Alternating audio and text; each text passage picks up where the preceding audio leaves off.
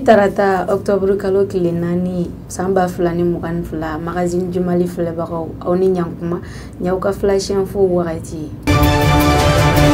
Bakurubela ambawla donia ka foko kunun tene octobre kalo kile saba samba fula ani mugan fula premier ministre par intérim Noé Abdoulaye Maïga ye ale kon ay CNT Noé Conseil national de transition ye ayo luka session d'ouverture koni ayo participer Kaula donia tuguni ka foko appel téléphonique do kon temena Vladimir Poutine Noé Russie jamana nyamai ale ni colonel Assimi Goïta Noé Mali fana jamana nyamai appel téléphonique in kono ubeka kuma Mali ni Russie ka partenariat taganyade kan ka dansigilike bi bakurubawla amala donia ka foko fama Noé forces armées maliennes olu kon bi ka la donia like ko bigaw aéroport fana kon ko anga keleke avion do koni écrasé la min kera 9h wakati na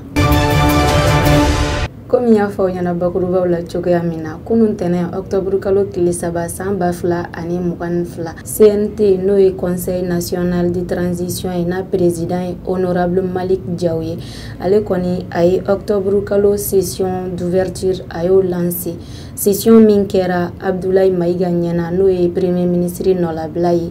ani fana akera mogo chama wera nyana min institution président aleni Guinée fana conseil national de transition fana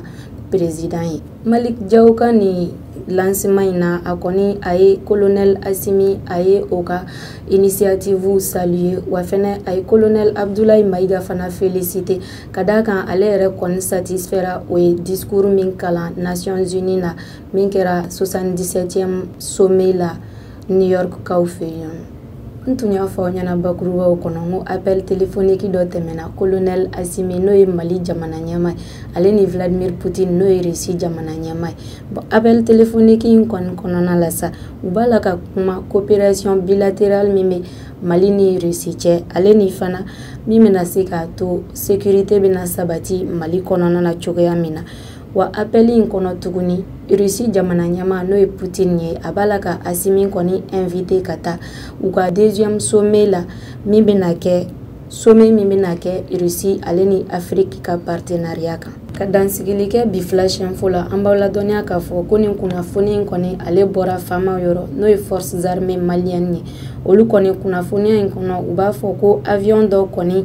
Noé anga keleke avion do ko bina gaw aéroport fanfe avion min kumeka bola civilu demelila o marabolo yere kononana nim kuna foni ne kumbe dansigilike o ka bi flash info la au kambe magazine du Mali sanfe